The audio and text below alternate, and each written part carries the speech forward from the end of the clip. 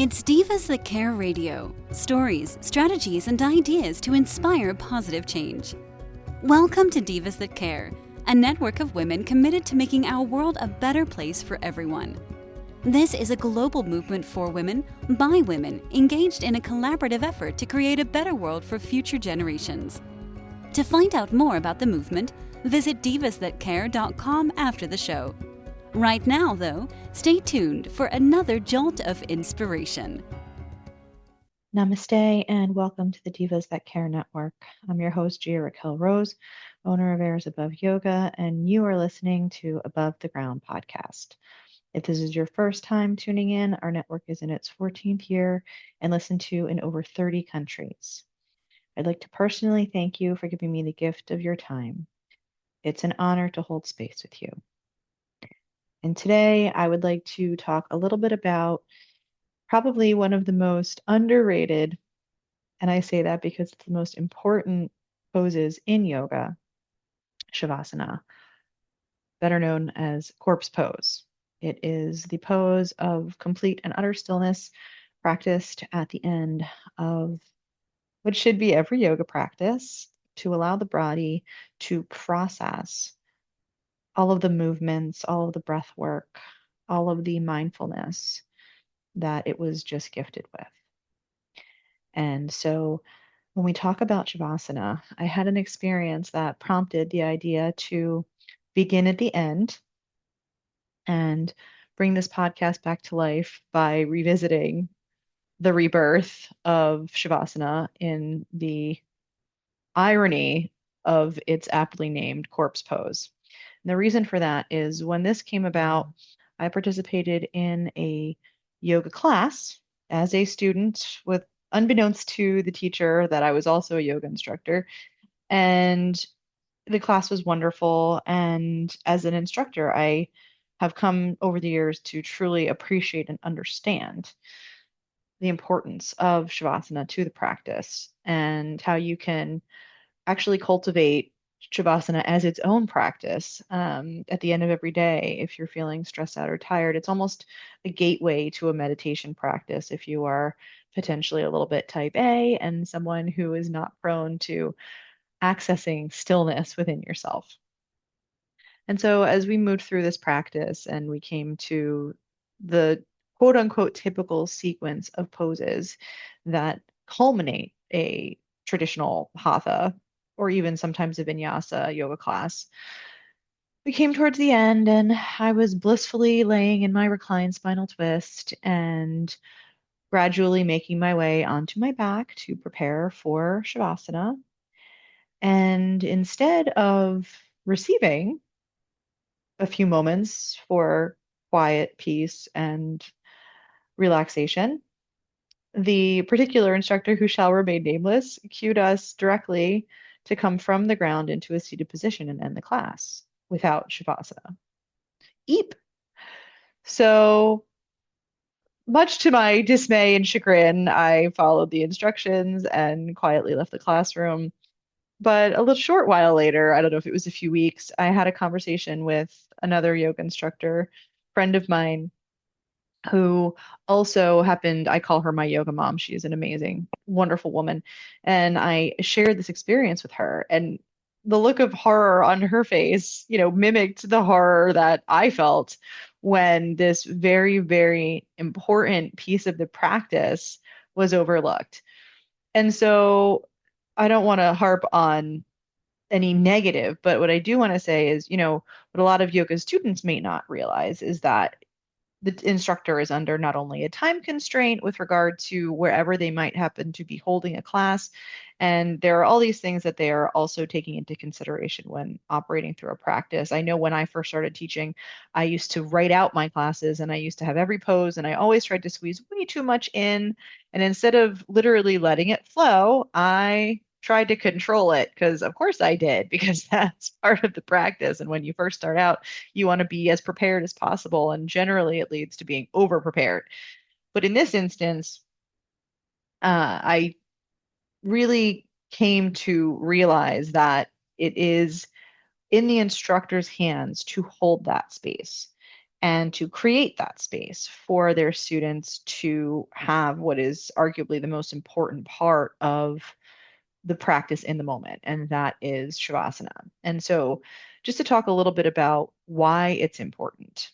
As you go through any yoga class, the sequence of postures are going to hopefully be mindful, thought out, and with intention from the instructor leading the class. That should be hopefully a given. And there are reasons for how classes are structured, and there are reasons in the body why certain poses are practiced in certain ways or at certain times in the practice. So before we go too far behind the curtain, one of the reasons that Shavasana is so important is because it allows the body, after whatever sequence, whichever mindful progression of asana has occurred in the class, to process. It's essentially a metaphor for life. It is sleep at the end of a very busy day. It is where your body can actually begin to understand and reap the benefits of the practice that was just experienced. And because of this, if you skip that, or if that is not calculated for by the instructor and they're new and they run out of time or whatever the reason is, the body misses out on the true deep internal physical benefits. Now, that's not to say that the whole class was a waste and to say that, it was worthless for you to go or to have any negativity other than the fact that there's an element of missing. There's an element of a lack of completion. It brings full circle that idea of completion. And this particular topic has been on my mind for quite some time. And today must be the day that we have a conversation about it. And so when you're talking about Shavasana, when you're talking about a yoga practice, make sure for yourself, as long as you're not being chased out of the room, that in your life and in your practice, even if you practice at home by yourself, that you always create space for the Shavasana. Even if the Shavasana is all you do, if you have a limited amount of time, and let's say you've made a resolution to yourself to practice yoga every day, and you've decided one morning that you're rushed and you want to get your practice in, but you only have 5 minutes. Most people may not consider laying on the floor on your mat for 5 minutes doing yoga, but it is. It absolutely is. And I love the quote, and I don't know who said it, because we all say it as yoga instructors, but if you're on your mat and you're breathing, you're doing yoga. And that is 100% a true statement. And Shavasana might be the most gentle, most loving form of yoga practice that you can give yourself, because you're not asking your body to do anything but simply be. And you're asking your mind to quiet itself. And so, in that rest, in that stillness, we begin to restore. And hopefully, when people do come to a yoga practice, the goal is to restore. The goal is to bring strength and flexibility and suppleness to the body. The goal is to do something kind and beneficial for your body, mind, and spirit.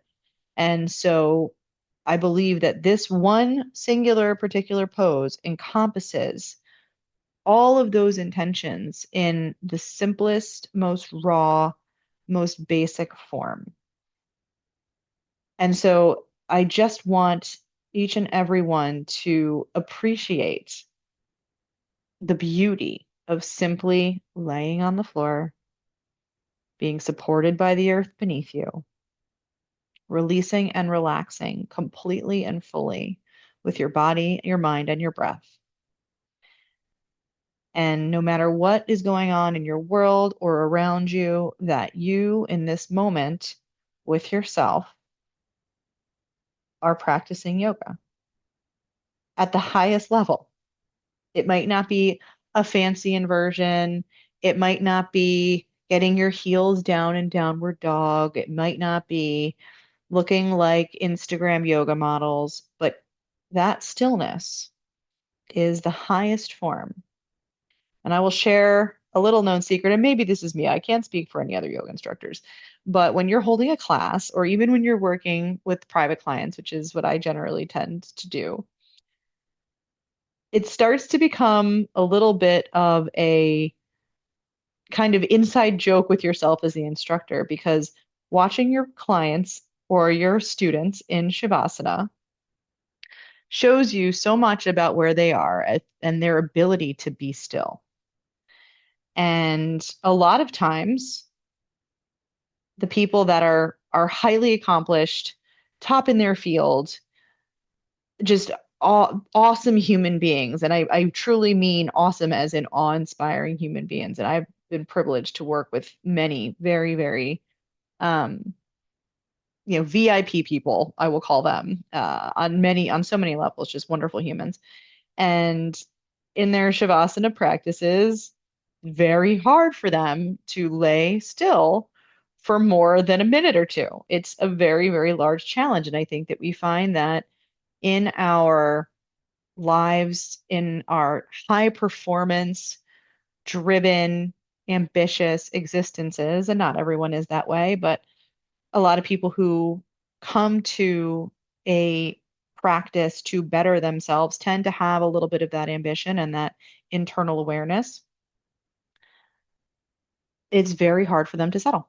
It's very hard to find that place of quiet and stillness, to give yourself that 5 minutes, to not be rushing off to the next thing. I feel as though we've come to a place in our culture where rest is deemed as lazy and is not respected in the way that it is essential. It is an essential piece of our existence, rest and softness and coming back to that state of receptivity. And we are so driven and we are so active in our culture that we really do almost shun the people that give themselves this gift. And so I would just like to, for those people who have an interest in bringing their Shavasana into their lives. And I do want to reiterate that I also find that it's a gateway to meditation for those people who might have a physical practice but are, thinking about or wanting to, or it's coming into their mind's eye that they may want to develop a meditation practice. That this particular way of, I don't want to use the word force, but this way of allowing yourself to be without judgment and actively doing nothing, actively laying and doing nothing is so crucial. And I think it's a really good first step for those people who might be a little type A, who might be very, very active, very high performing, high functioning, wonderful members of society. And even to those who are not, it's truly accessible for everyone. But some people find it easier to just be. The most important thing is to have that ability to begin to turn off actively with intent, not simply just falling asleep or passing out of exhaustion at the end of the night, but actively being able to say, this is okay. This time is mine. It doesn't matter if my phone's buzzing. I'm going to silence it before I do this. It doesn't matter if I have 100 emails to respond to. It doesn't matter if I have to walk a dog, feed my child. And obviously, I'm not telling you not to do those things, but I am saying that you can schedule in 5 minutes and start to practice. Maybe it's 1 minute, maybe it's two or three. But remember that Shavasana, corpse pose, is in and of itself practicing yoga. If you go to a yoga practice or yoga class, it is essential to take Shavasana at the end of that class. It is beyond important because it allows you to begin to trust that that time is yours, to trust that your list of things to do will still be there when you're done, that nothing earth-shattering is going to occur in those 5 minutes, those 3 minutes, that 1 minute. Any small amount of time that you can muster to lay in stillness is a gift to yourself.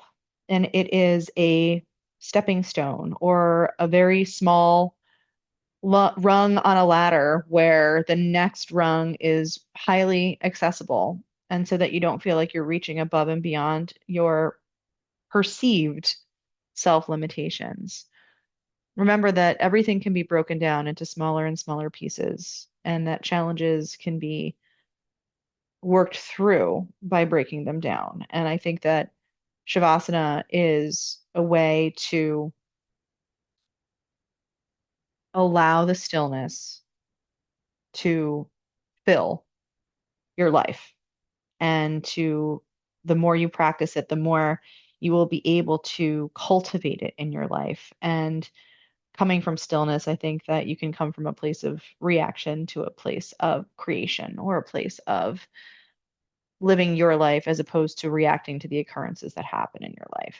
And I know that's a very big claim for laying down on the floor, but I truly believe it. I truly believe it in my heart that um, loving yourself enough to do that is crucial. And so I'd like to take a couple minutes to just go over how to set yourself up in Shavasana for Shavasana. And I've come up with a couple different options. So, typically speaking, generally, you would have a short yoga practice or a long yoga practice. And at the very end of your yoga practice, you would move through a series of quote unquote winding down asana. And those generally involve a bridge, a reclined spinal twist, potentially a happy baby. And these are, again, traditional ways to end a yoga class. And then the instructor will say, and as you begin to prepare for your Shavasana, and then a lot of people will get up, they'll get a blanket, they'll cover their legs. Your body tends to get very cold as it goes from heated movement into this very quiet and still place. So at that point in time, you do want to make sure you're comfortable. If you tend to be chilly, you want to put warm, fuzzy socks on if you happen to be at your home, maybe a hooded sweatshirt, making yourself as comfortable as possible. And then traditionally, to bring your feet to the outside corners of your mat, allowing your toes to gently fall to the sides. If you have lower back tension, placing a rolled mat or a pillow or a bolster under your knees so that you don't feel any tension or any discomfort so that you can truly relax. And then, generally speaking, allowing your palms to be facing up at either side, or I always cue to turn your palms over and let them be face down to the ground if you're feeling frazzled or if it's hard for you to be still and find that place of inner stillness. And then closing your eyes. And when I lead a yoga practice, I always bring ourselves back to the intention we set at the beginning. And that's another good way to practice just Shavasana as opposed to a whole yoga practice. If you're trying to start yoga or a yoga practice with your day, this is a great way to start. Practice setting an intention. And if you only have 5 minutes, just come into Shavasana and allow your intention to come to you and go into your Shavasana. And then from that place, and here's the most important part, completely relaxing. And a lot of times it can help people to clench kind of every muscle in their body all at the same time so that they can actively relax if they're having any issues or tension that's still lingering. Some people are very easy to fall into the support that the mat gives them. And for them, for the blessed ones, they are able to just relax right into it. But then one of the most important things is to relax your breathing. And in yoga, a lot of times there's an active breathwork practice. If you're practicing in a vinyasa class, you're practicing Ujjayi breath. If you are working with a one-on-one instructor, they may be leading you through specific breathwork practices, Nadi Shodhanam, lion's breath. There are so many different ones, but if you're working with pranayama, you are being mindful of controlling how the breath ebbs and flows in the body, and it's very important to do that. It's part of the 8 limbs of yoga, pranayama. However, at the end in Shavasana, one of the main goals is to completely relax that breath so that it is no longer a focus, it is no longer controlled, but it is allowed to flow freely and restfully and with peace. And so as you relax your breath after you've revisited your intention, you will find yourself in that state of hopeful and blissful full body relaxation. And I hope for you that you can stay there for as long as you like, as long as it's comfortable, as long as you have carved out the time for. And to start even as small as that, if you'd like to begin even a yoga practice, a meditation practice, sometimes you can begin at the end, and that's okay. You're showing up for yourself, not for everybody else, but for yourself. And that is so important. And so from the missing out of Shavasana, I was called to share its importance and even to cultivate a whole practice around just corpse pose. And especially now as we're starting to head into colder weather, depending on where you are in the world, and we're starting to head towards turning inwards, heading towards, big scarves and fuzzy blankets and soups and warm beverages and holidays and family. And as things start to turn in and come inside, we start to get very, very busy and very, very hectic. So consider this potentially an early gift to yourself so that you can move through your life, your day, the next few months with grace, with peace, and with pause. All stemming from a practice of Shavasana being, if any pose in a yoga practice, the only pose and the most important pose. And may it bring you the peace that you seek. May it bring your body the healing that it requires. May it allow you to intuit an intention for your day. And may 3 to 5 minutes, 1 to 3 minutes, any amount of time that you can give yourself to start here, sometimes maybe starting at the end is the perfect place. I'd like to thank you so much and let you know that I appreciate each and every one of you for taking the time to share your experience with me. And please feel free to share the same with your loved ones. For more goodness, follow me on the socials at Above the Ground Podcast or visit my website, airsaboveyoga.com. And as always, check out my other episodes and all the amazing sisters on divasthatcare.com. Find us on Blog Talk Radio, SoundCloud, Spotify, Odyssey, Apple, and anywhere else you might feel guided. Again, this is Gia-Raquel Rose, owner of Airs Above Yoga, and you're listening to Above the Ground Podcast, where every day is a good one. Thanks for listening. This show was brought to you by Divas That Care. Connect with us on Facebook, on Instagram, and of course on divasthatcare.com, where you can subscribe to our newsletter so you don't miss a thing.